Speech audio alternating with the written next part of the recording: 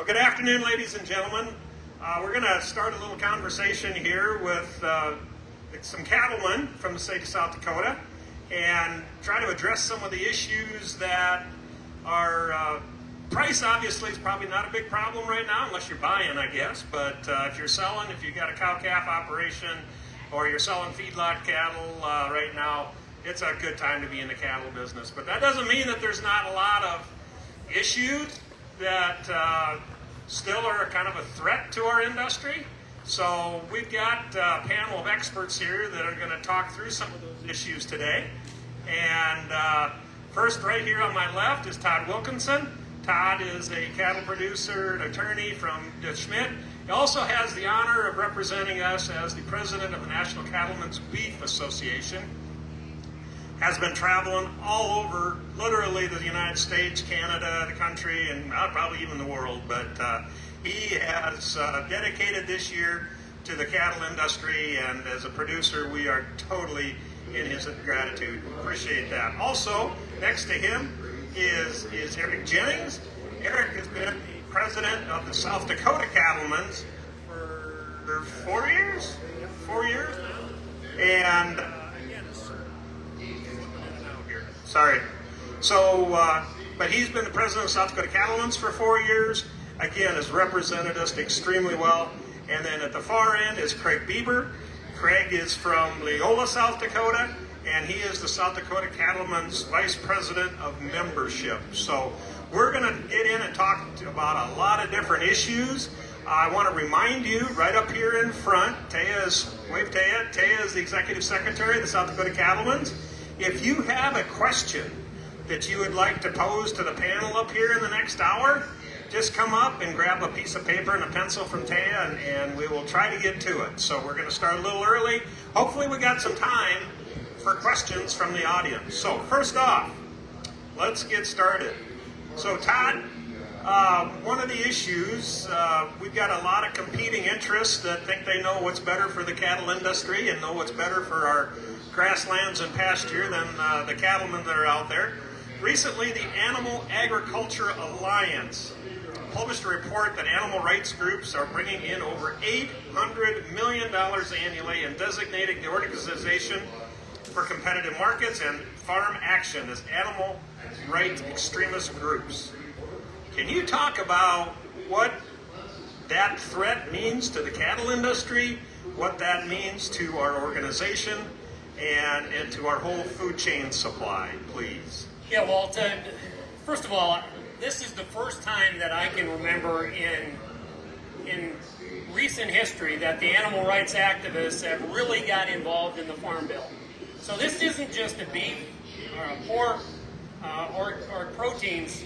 This is these groups getting involved in literally in the creation of the Farm Bill. Never have we seen the people like ASPCA that run the commercials on TV that make you think that you're going to give $19 a month to save that dog or that cat. Literally what those organizations are doing is banking that money and not giving it to their local humane societies and things like that. And they are attacking, in particular, the checkoff. So the checkoff is zeroed in on, and it's not just the beef checkoff. Soybean checkoff is under fire. They want to eliminate the checkoffs because it's had such great success in driving demand. But what's most frustrating is they want to hide behind a veil, and they don't want you to know that they're there.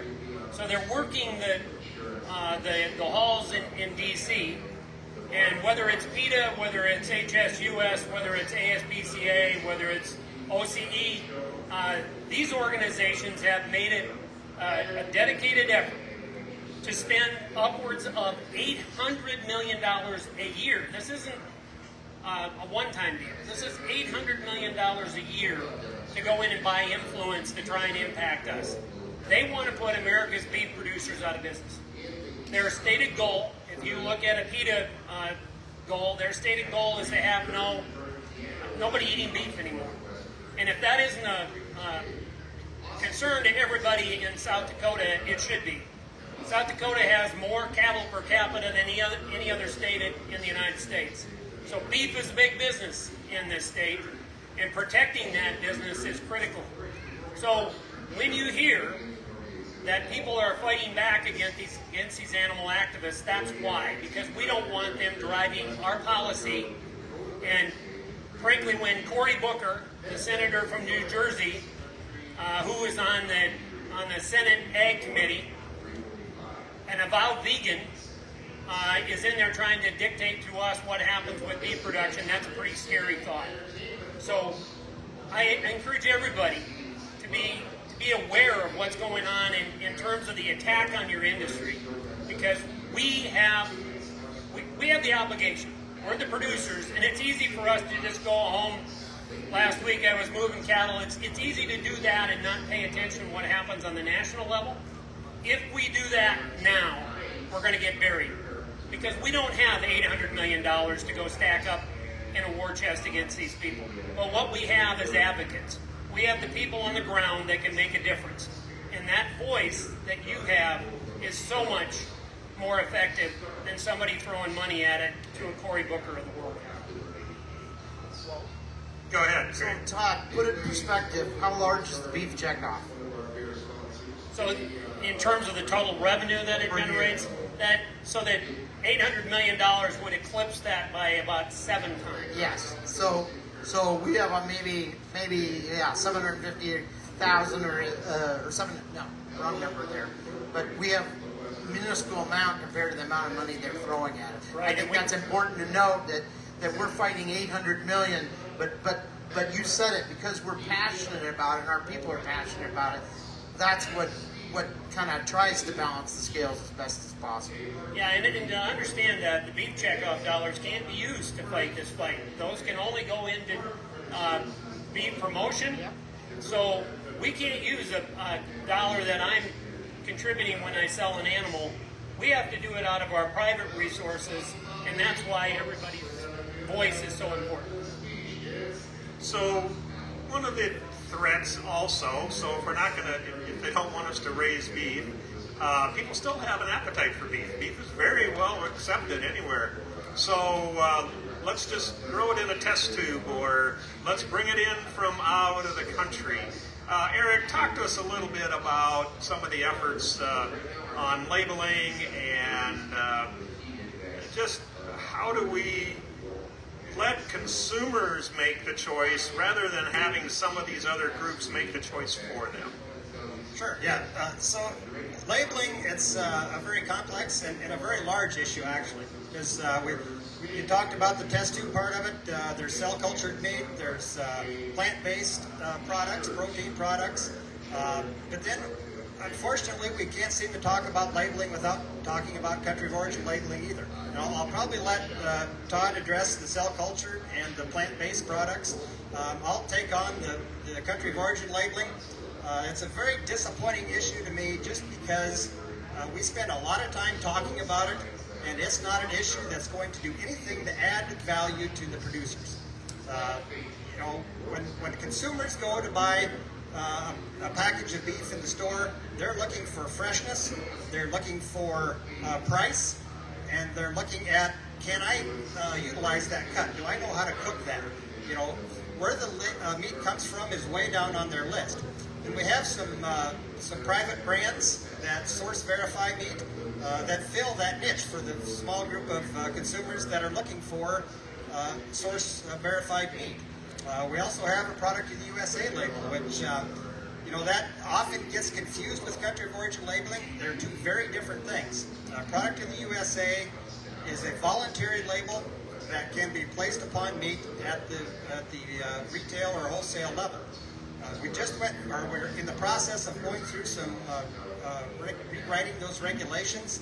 In the past, it has been any meat that was born, raised, or processed in the United States. And what was happening is that you could import meat, the retailers could import meat, repackage it in some way, whether that's cutting it into slicing it into a steak, or even just putting a new wrapper on it, and then they could put that product to the USA label on. I've been president, as Walt said, for 4 years. We've been fighting that issue the entire 4 years. Finally, we've made some progress with USDA and have chosen to rewrite those regulations. We went through a comment period. Now they're looking at those comments right now, and we'll hopefully issue a final ruling on that soon.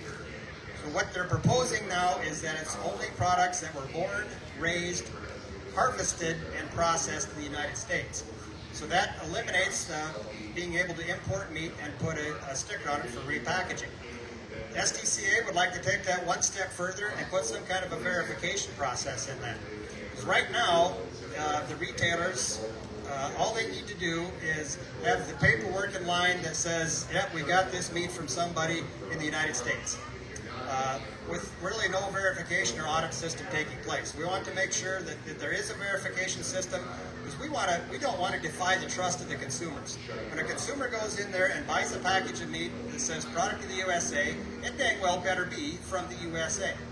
And so we want to be able to have some verification on that to make sure that that happens. So expand about that just a little bit. As consumers that are sitting out here in the audience right now, is that going to impact the food safety at all, or are we just talking about where it comes from? Yeah, this is strictly a labeling. Any of the labeling, country of origin labeling, product of the USA, all of that is strictly labeling. It has absolutely nothing to do with food safety. And unfortunately, it gets thrown into the same boat by some of the advocates particularly for mandatory country of origin labeling. They're throwing out some statements of, we should know where our food comes from because we don't know what's in that food otherwise. Well, it's important to remember that all beef, probably all food that hits the supermarket, particularly beef, goes through the same inspection process that domestic beef comes from. The countries importing into the United States have to be at or above a level of inspection and level of food safety that the United States does. So it's absolutely not a food safety issue. It is strictly a labeling issue. Walt, I need to circle back to this cell-cultured meat. As I travel across the country, I get asked, what do I see the big issue is out there 10 and 15 years? I will tell you that as a cow-calf producer and a person that owns part of a background yard, this is an area that has major concern for beef producers across. All we have to do is look at JBS, one of the major packers. They just bought a plant in Spain, spent almost $100 million on this plant. That plant is designed to grow cell-cultured meat. So I want to just kind of describe, because I did a Good Morning America interview, and the guy that was on the other side of this was a cardiologist from San Francisco, and he was the CEO of Upscale Foods, who is trying to promote this. And what they do is they take a cell out of an animal, a live cell obviously, and they grow that in a bioreactor. So now think of this, the way he explained it to me is think of it like a big beer vat. And that's literally what they look like. So they put it into a big stainless vat, and they culture this cell-cultured meat. And for those of you that aren't aware of it, there are currently chicken nuggets commercially available in Washington, D.C. right now that are being manufactured. This is fake meat, truly at its origin. Now that the animal activists and the people that want to kick us off the grazing land and the people that want to say that we're not sustainable all think that this is the answer to the future. Because we're going to grow our meat supposedly in these big vats. But in those big vats, you're putting all sorts of antibiotics, you're putting all sorts of other products that go into that. And if you think that that person going into that grocery store and leaning into that meat counter doesn't need to know what that stuff is comprised of, you're thoroughly mistaken, because I know that my family would want to know that I'm eating something out of a bioreactor that's had a bunch of goop put into it, and I'm going to call it goop, because this doesn't deserve the label of meat. The big risk with this is that we go the way that milk went 25 years ago. The ability, suddenly we got almond milk, we got all of this other stuff that gets labeled with that term milk. If 15 years from now, ground beef includes this stuff, and it doesn't get differentiated, we have lost a significant portion of the beef industry. Because you can't grow natural beef in a vat and then put that into a blended product and mislead the public. So this is a fight that's going on right now in Washington, D.C. And Eric, this gets back to your point. This is a clear labeling issue. And we have to make sure that we don't lose the term beef and all the other. They want to be called cultured meat. That's because they think that that's user-friendly. I will tell you that it needs to be called lab-grown or some other descriptive term rather than cultured. We need to protect our industry. And this is one that's running below the radar screen, and it fits the niche of a bunch of people that want to kick us off the land and kick us out of the product. So everybody should be aware that this fight has to be fought now. It can't be fought 15 years from now, because if we wait that long, we're going to have this crap put in our ground beef, and I don't want that eating experience. Speaking of an eating experience, about 13 years ago, we were leaving Christchurch, New Zealand after a trip. And at the airport, went to the McDonald's, was going to get a quarter pounder for the plane, grab a bite to eat on the way. I opened the lid of that styrofoam box. On the inside, it said, McDonald's wishes to thank so-and-so named cattle producer for providing this beef for our consumers or our customers. And I thought, wow. You know, if McDonald's can do that on the box of a quarter pounder, you know, why can't we do that in Hy-Vee or Fairway or whatever the supermarket is? So Craig, what other issues are the South Dakota Cattlemen's working on? That's a big one, I know, but there's might be just one or two others. Yeah, well, I got a very complete list here if you want to hear them all. I'm not sure I should venture into this. I'm going to ask Eric and Todd to help me with a few of these. You know, we're pretty involved in both the state and national level, and obviously Todd leads the charge on the national level. Eric leads it on the state level. But, you know, in the past couple of years, we've had some successes. Number one would be we had some grassroots policy that came from SDCA regarding NAP coverage.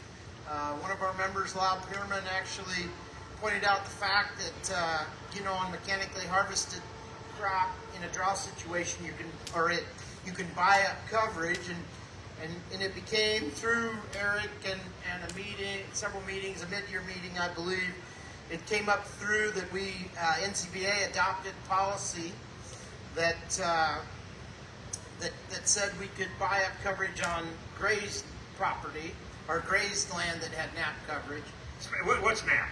NAP, it's, yeah, I knew you were going to ask sorry about that. that. I didn't put you on the spot. Uninsurable crop. There you go. Okay. Yeah. Yeah, there's too many doggone government Too many acronyms. Todd was acronyms. doing a good job of whacking them out there, too, for a while. Yeah. So, you know, with that, it's become policy, but we've also had our congressional team pick it up at the national level.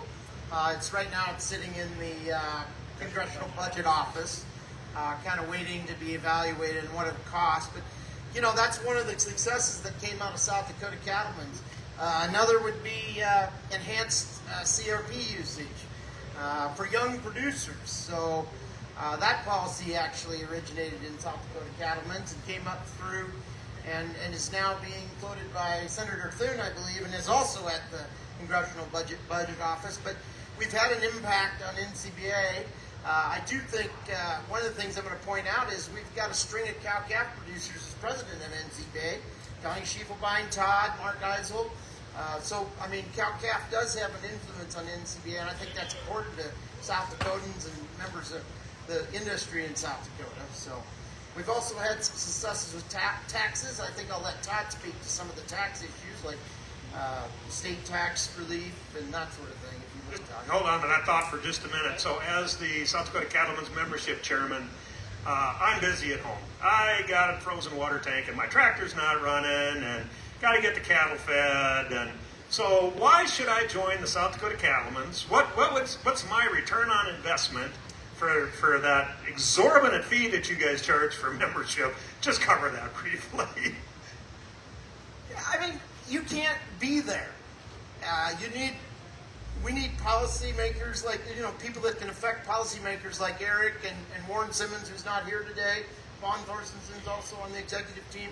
I mean, we're meeting weekly during the legislative session, trying to make sure we're on top of all the ag issues. I'll be honest, I sat on the sidelines for a while. Todd probably realizes this because I sat on the sidelines while he was president of SDCA, and as a C-stock producer, I didn't know if I wanted to get involved. I didn't know if my customers would accept that. And the reality is, many of these issues we agree on, and it's too important to sit on the sidelines, in my opinion. It's at some point you need to get involved and you need to speak for your industry if our industry is going to survive. And I think many of us in the cattle business are not joiners, we're independent, and I get it. That's how I am personally, and in my own operation. If it's worth doing, I'll do it alone.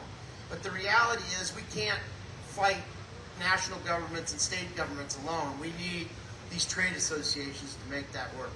Well, let me circle back on that. Please. Because I think it's a pretty critical point. Not everybody can take all the time and run around everywhere and do these issues. I remember going to my first South Dakota Cattlemen's meeting many years ago, showing my age. And I went there and didn't really know what I was going to see, didn't know what I was going to experience. But what I learned was there was somebody that could voice my opinions, could take my opinions and opinions of people like me and carry that, because I couldn't be in the legislature, I couldn't be in Washington, D.C. So the ability of having somebody to do that is so critical. And it, you know, I will lots of times get asked, why should I join? Why should I join NCBA or South Dakota Cattlemen's? Why? Because everybody that joins then adds to that voice that's in the country. And that the advocacy, you know, I know you all heard it talked about, I do your 2-minute elevator speech or whatever it is, but your ability to talk to that person while I sit on a plane, or the person that's at church or wherever it is, and tell them why you're in the cattle business, that advocacy is worth so much more than everything else. And your ability to then take that through your state association or through the national association and have an impact. If we all just went to the coffee shop or went to the sale barn and all we did was complain, and we never did anything beyond that, we've succeeded in doing one thing. We've complained. If we take our membership and then we use that membership to put forward advocacy for our organization or for our very livelihood, I feel like I'm protecting the future. I'm not doing this for my operation or even my son's operation. I'm more concerned about my grandkids and my great-grandkids. Are they going to have a cattle operation to continue with? And unless we're prepared to step forward, it's easy to complain. But taking that little bit to join that membership can help your voice get raised to that elevated level. And hopefully my great-grandchildren are going to have a place to be able to run cattle 80 years from now. And I second that wholeheartedly. And, you know, we could always pay for a lobbyist, but there is no one that represents our industry better than those that are involved in it. And I had a coin, and I plagiarized it from somewhere, but you know, the phrase that I've used a lot.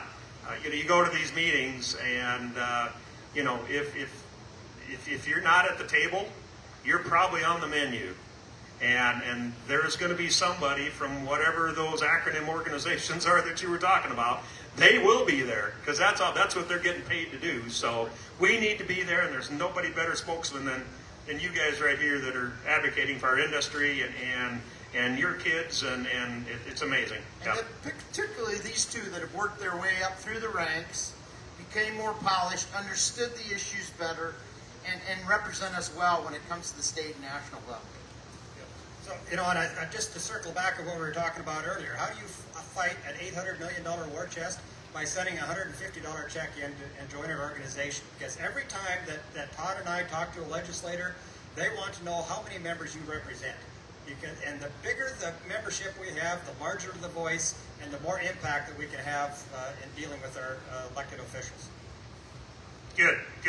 Well, I again, there's a number of threats to our industry as we talked. I heard Todd speak here a few weeks ago, and with an open borders policy, we are probably not only bringing in people, but they could have a little spore on their shoes. I know when I've traveled overseas, we end up, if we go to a farm someplace, we end up leaving our shoes there because we don't want to bring back a hoof and mouth disease or who knows what it might be.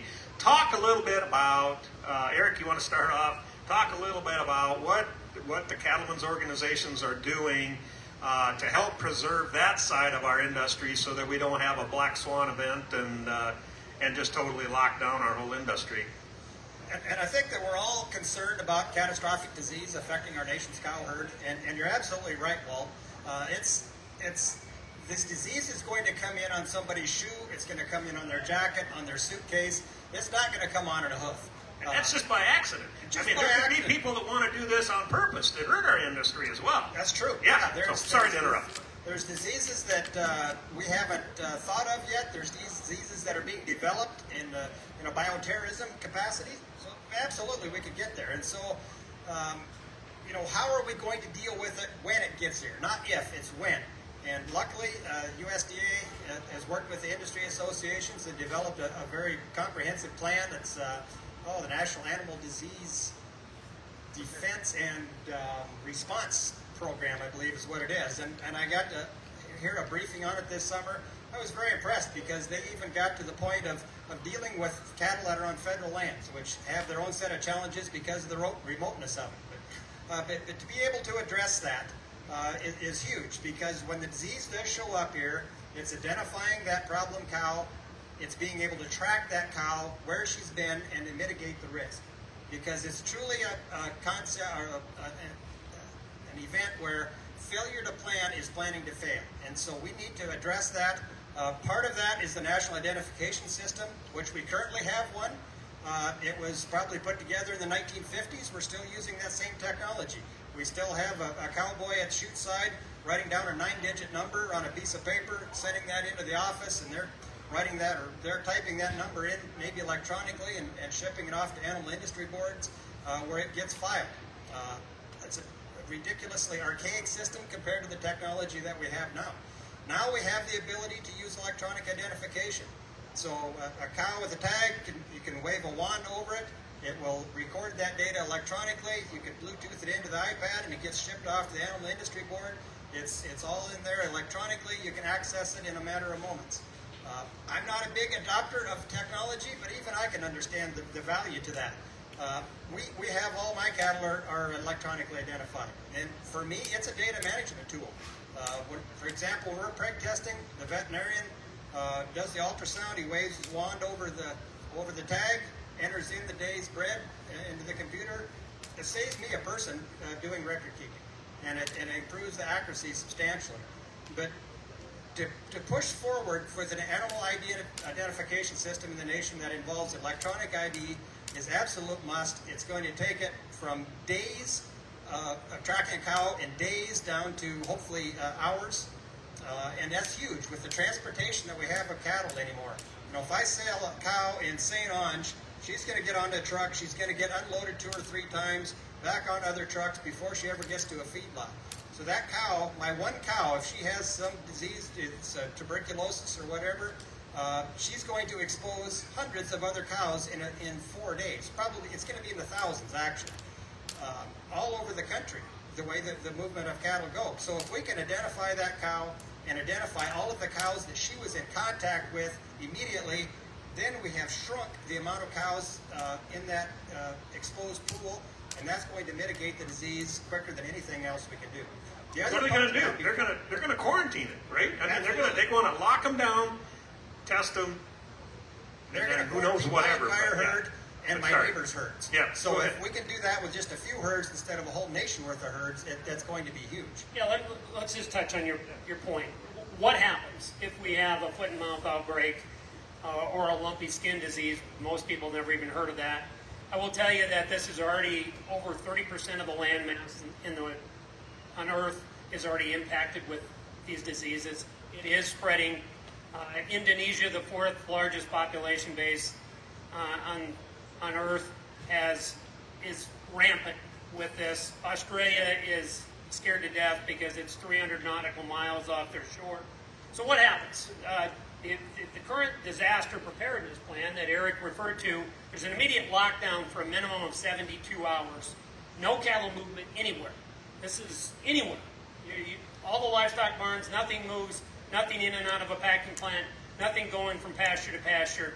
That's the minimum. Then what happens in conjunction with that? We lose China, Japan, Korea. You just name all our largest trading partners. If we get a foot and mouth outbreak, part of the agreements that we've entered into say that they stop our exports of beef. So the estimates that we've gotten from the industry, this is a $288 billion, not million, billion-dollar hit to the industry.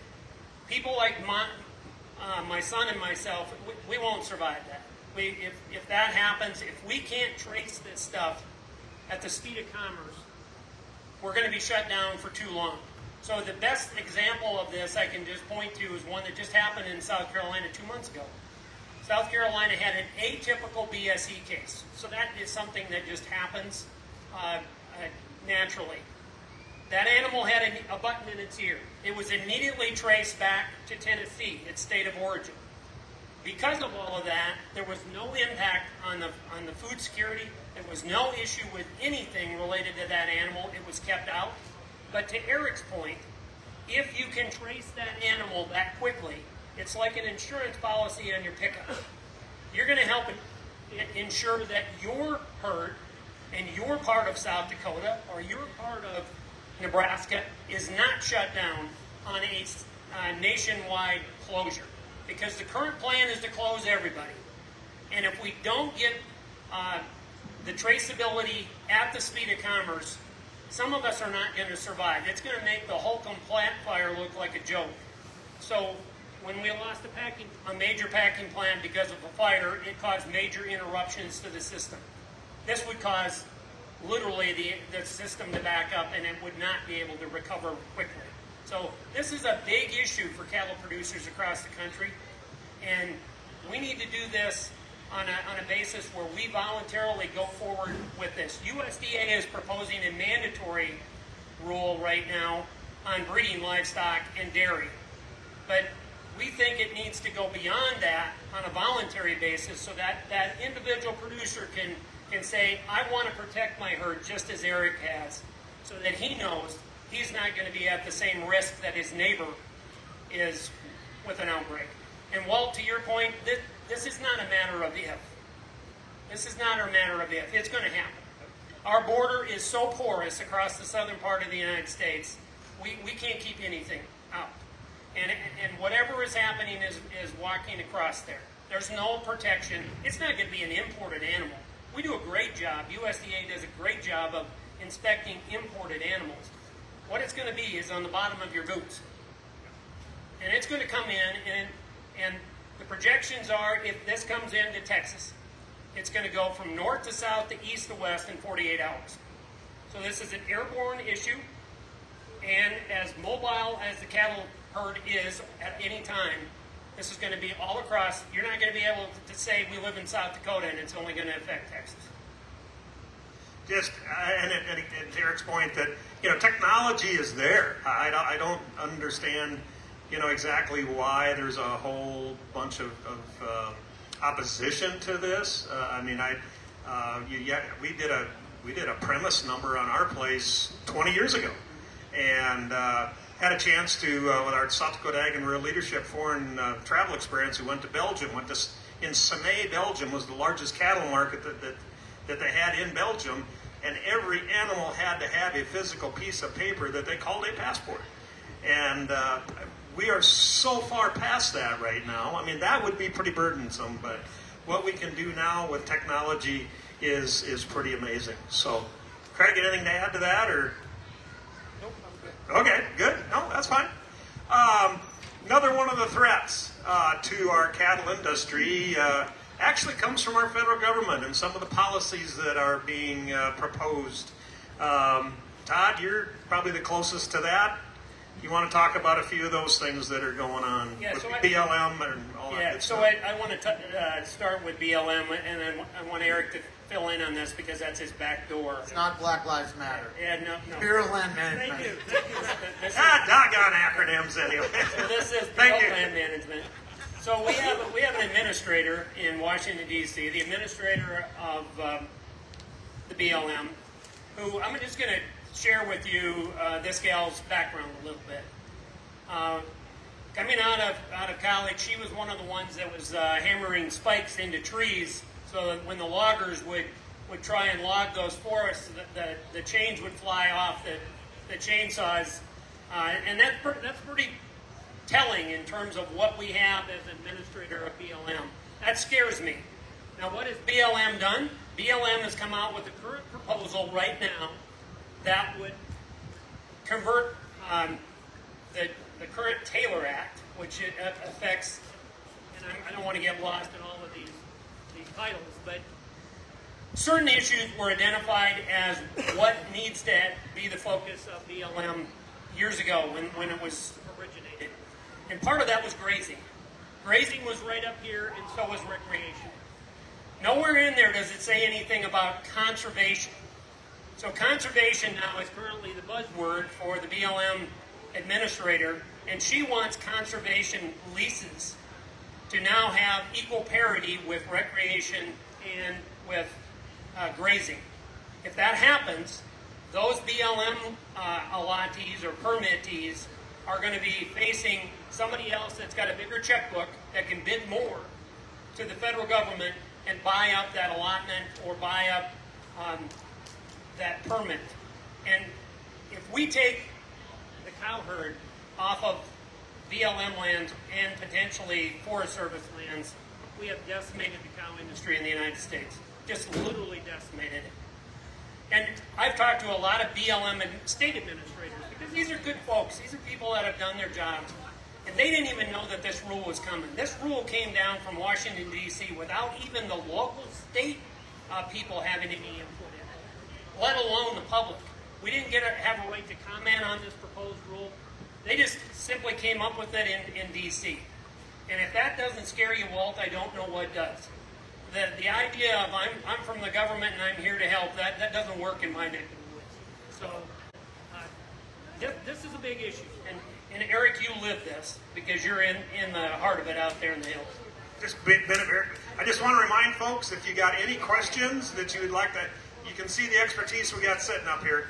So if you've got any questions you want to ask, we're kind of getting towards the end of our time here. So be sure, Taya's right here with the black sweater on, and so if you got a question, get to her. So I'm sorry, Eric, to interrupt. A couple of things just to keep in mind about public lands. Public land is here because that was land that wasn't high enough quality to prove up on a homestead of.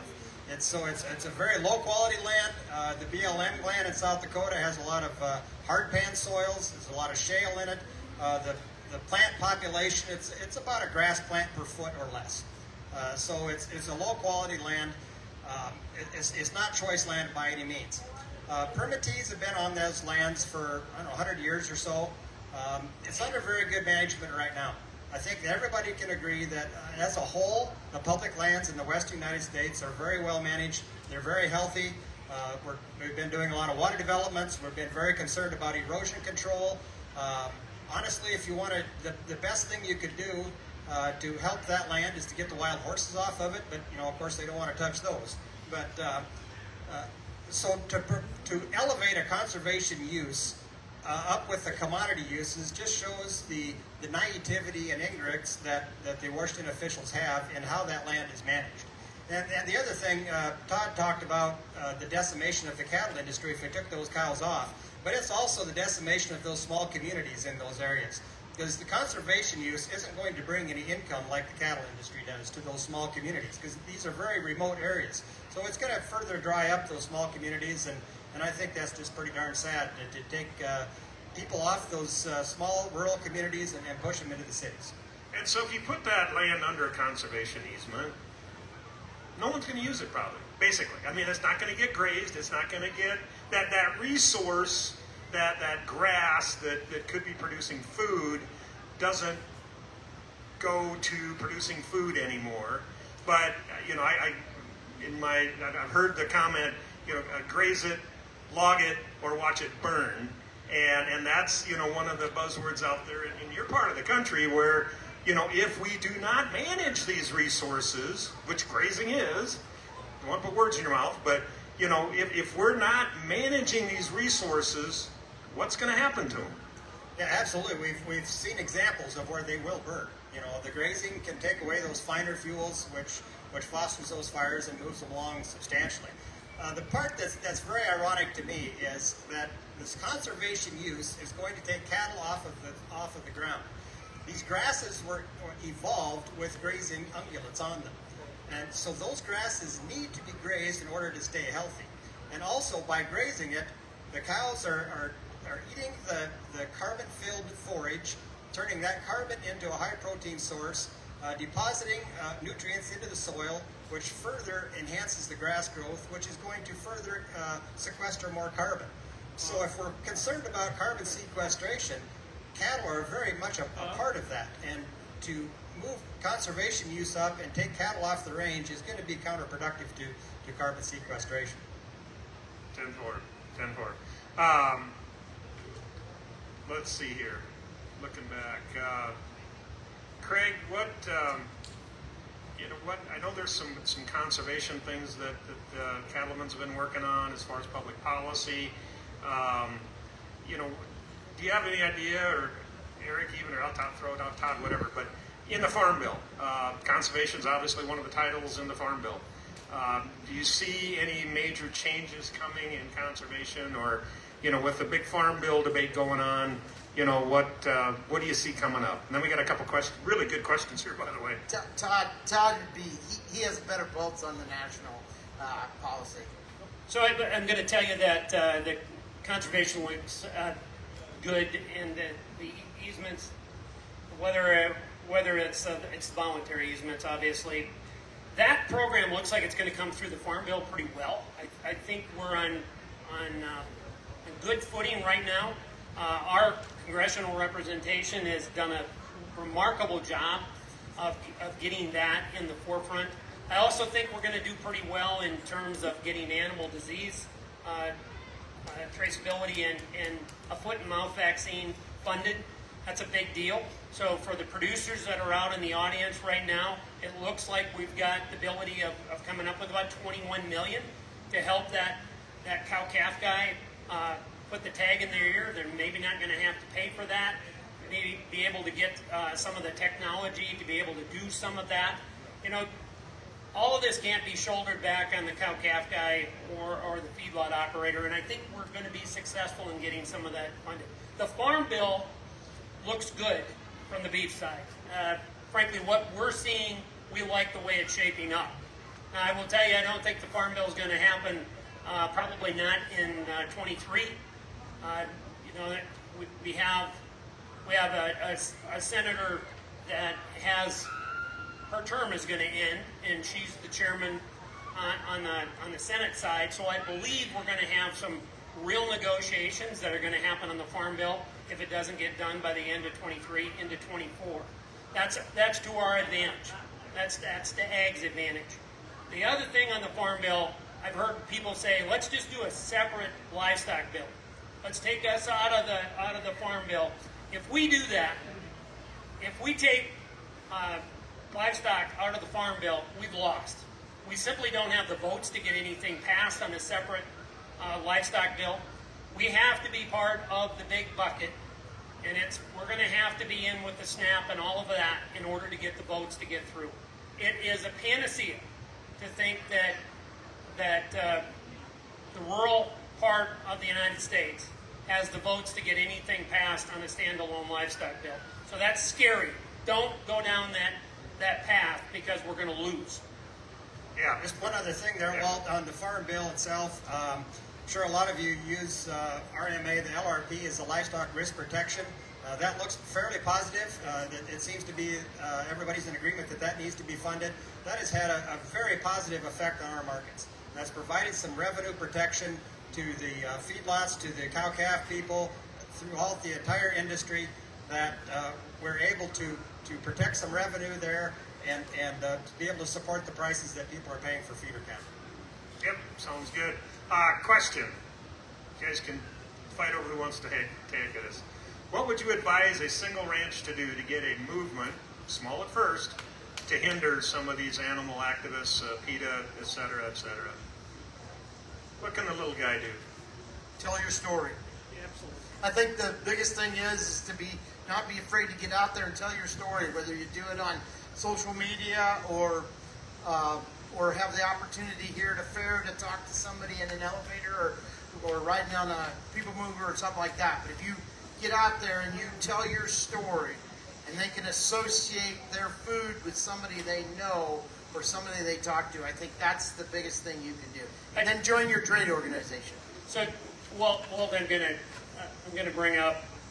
Everybody talks about Yellowstone, right? So they all think that we have calves that come out of the back end of a cow tagged and everything already. I haven't quite figured that out, but Yellowstone has painted an idyllic picture for Western cow-calf operators. That's not all negative, because it has caused people to identify with that whole Western persona, and that is one of the nice things about being in the cattle industry. I mean, it is a wonderful lifestyle, and to tell your story is so critical. And these people will listen to you now. They think they know what our life is like because they see Yellowstone. So it's not quite that way, as we know, but you got an advantage. You can have a conversation, and particularly in the airport, I strike up conversations with people from all across the United States, and they will ask about Yellowstone. That gives you your ability to go in and talk about it. But more importantly, in small town South Dakota, in DeSmet, my hometown, just 30 minutes away, it is amazing how many people have come to our area that don't know anything about agriculture. And we need to educate those people. We all think we live in a rural, and everybody knows everything about agriculture. That's not the way it is anymore. We need to talk to our neighbors and the people that are moving in, because we don't need California politics coming here. Yeah, and folks, I hate to maybe dispel the mystique here, but these three guys don't have all the answers, and they would love to have your input and your ideas, because these organizations are grassroots organizations, and there are folks out there that have a little bit different situation, but that they can come to a meeting and talk out their ideas and make it national policy. It has happened that people, small town ranchers, farmers, have impacted national policy and because of this organization. So, another question here. In recent years, the federal government has funded local meat processing capacity through direct grants. One that's listed here, the current Indigenous Animal Grant at USDA AMS. How does the federal and other investment in beef and other great industries, meat industries, compare to the investments from the lab-grown and fake meats? So how much money, is going in on either side of the conversation? So let's start with, let's look at the fake meat. The two biggest donors into the fake meat sector are Bill Gates and Richard Branson. So if that doesn't tell you what kind of money is coming into that sector, it is millions and millions and millions of dollars that they are throwing at this, because this is, again, their answer to the solution to feeding the world. The amount of money that the federal government is putting into infrastructure is absolutely helping the wall. While it may pale in comparison, the fact that we are getting some local markets developed is awesome, because then we're not dependent upon four major packers. The regional packers, the local butcher shops, they all absorb meat, and that makes the packers have to bid more when they come to my operation and want to buy cattle. And frankly, I like the leverage we got right now, because I think right now to that young cattle producer, that guy or that gal sitting out there right now, the future is really bright. And I don't think it's been this bright in decades. We're looking at a cow herd that's the lowest in 62 years. 62 years, and it'll take a while to rebuild this. And your ability to get in, start small, and to get in an operation and build your herd, you know that you're going to make some money for a change. And that's an awesome story to be able to tell, because it hasn't always been that way. For sure.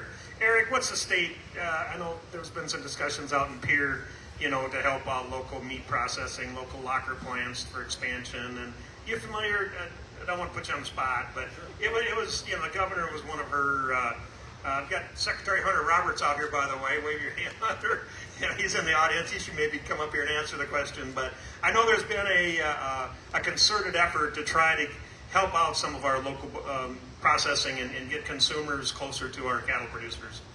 Yeah, and the state did do a grant program 2 years ago, I think, probably right after 2020, kind of 2020, 2021 time frame, that helped some small processors with some infrastructure improvements. A lot of, the pinch point of most of our local processors is the cooler space and being able to store those animals and let them age for 3 to 14 days.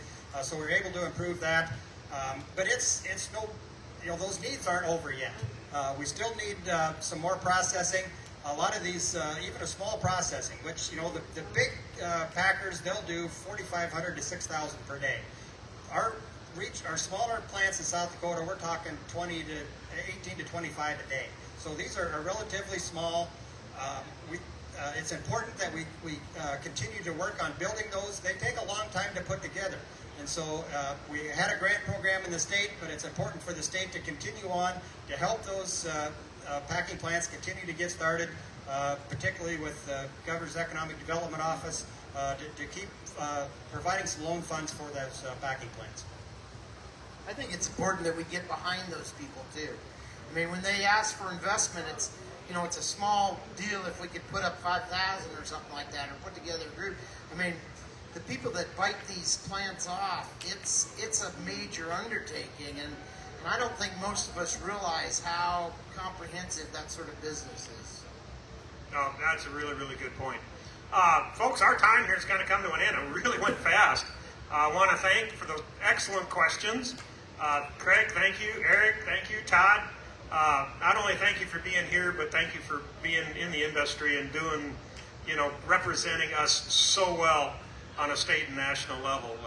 We'd be in much worse shape without you. So we really, truly appreciate your time and the effort, because I know how much time it takes. So, ladies and gentlemen, thank you. We will clear the stage for the next event. Thank so you. Give you folks a hand. Thank you.